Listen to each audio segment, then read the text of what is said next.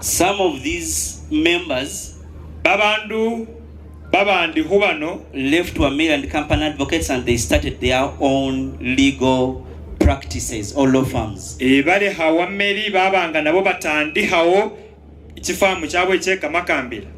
joined the judiciary.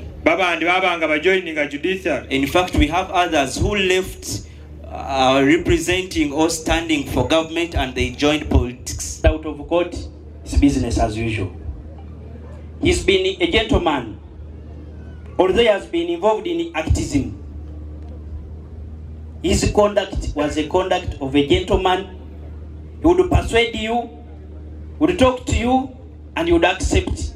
And that is how he would persuade the magistrates, the judges, and those you believe that would not be granted bail were granted bail because of his conduct when he appears before judicial officer. On behalf of the family of the late Wameli, I want to thank everyone that is here, and I want to say more particularly to His Excellency Bobby Wine. And the reason I'm coming back to speak is because he did not hear my message. And I want to say to you, you have been a personal friend to this young man. And that friendship is not because you're looking for political capital. It is genuine, I believe. I also want to personally thank Lois, who has been coordinating most of the events that were happening before Tony left and while he was there, and then for his repatriation. You have done a good job. Bukhaweka Anthony Wameli, mwebale okujja. Nsanyusa okubalaba naddala ku kaseera akafaanana bwe kati ng'ekiseera kiyinza okuba mu bulamu bw'omuntu n'afiira awantu, omulala n'agwa mu nnyanja, omulala n'afiireyo nga omulambo tekukomye eweeka. Naye ku kaseera kano wadde ndi mu kunyolwa naye njagala kwebaza ba NUP people omulimu gwe bakoze mu bulamu bw'omwana wange. Tewaliwo muntu yenna alina ekisa ekifaananako bwe kiti. They have been there consistently. Abasoma naye Makerere, mwebale ntamwerabira. Banji, the Christian Lawyers Fraternity, Mbale Kapchura, Tosot, the team at Ebenezer that fervently prayed for the man of God to come. For him, death is a gain because you then gain eternal life.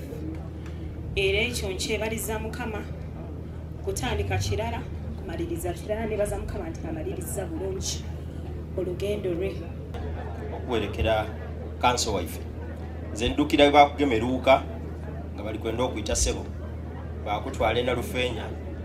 Kanso Wameli twasiba naye mwidinda twasula naye era ninze namufunira nga okusula ssebo lawe.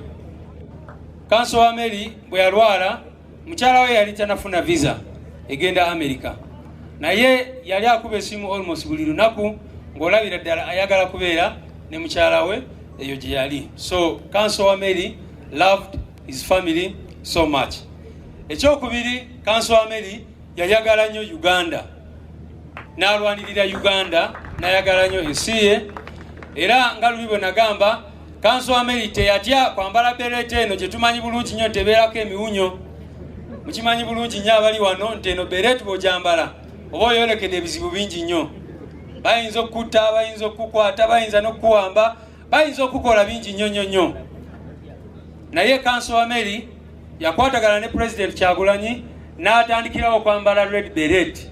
You see, I've been wondering why on earth God would not allow the first person that died on planet Earth was not Adam, who was the first sinner, was not even Cain, who was the first murderer, but it was Abel, much younger than even Cain, much younger than his father Adam, who was the first martyr, the first righteous person who died. And that's the bizarre irony of God's workings, that ours who has been upright, righteous, could prematurely go at a time like this when the struggle needed him most. Inform you, comrades, that there's no amount of practice you can do under a tyrant. There's no legal practice you can succeed with under this kind of arrangement. And what Comrade Mutembli did state, that Wameli was calm and collected, but firm. Firmness and collectedness should never be mistaken for meekness. In the court-martial, where he excelled in rescuing as many as possible, we were there. You see, in the court-martial, you have a seasoned lawyer before a man who does not even know anything about law, but who has a script to say yes and no. And here was a Wameli and a Katana calmly listening to, I don't want to call them idiots, but the fellows had nothing to do with the law. He said they are called idiots. That's not my words, your word. But his calmness and firmness was the peak of these endeavors. So we are here to mourn a man who arrived, saw, followed, insisted, and delivered. Kubye yakola yatuletera n'omukwano omupya during those campaigns. Nga wabano lusembeyo era kumulimo kwesi pleader wefe Wameli akukholera aramba nabyo kunjisira okukurera bana abasale babanji. Ne batuletera n'ebirabo batuwa amatooke. Bakurerera ano birabo bikalibuza mu kamatore. Batuwa enkoko. Arera tsinkoko. Batuwa embuzi. Bakuwa tsimbuzi. Batuwa ente. Bakuwa tsingafu.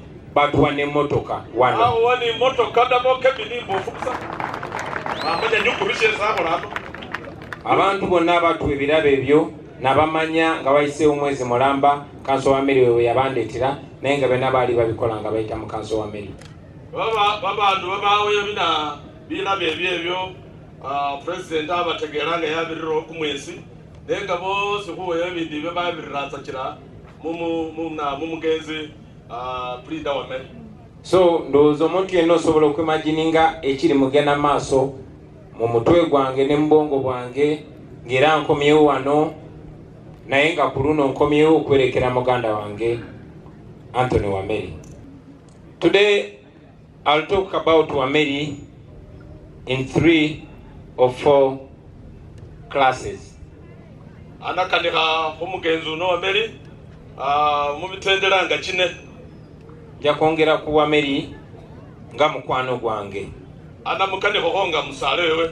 A personal friend. Nga musale wewe mfira bulago. Nja kwogera ku Wameli nga mukulembeze munnange. Anakanira Wameli nga mutwera ko baranjirisi bashewe. Era ffe gwe tumanyi nga member of parliament we Namisindwa. Era ffe ffe kufukiri somo kuliniye wa utakalu ulwane Namisindwa kali niyo oli mu Lubambali.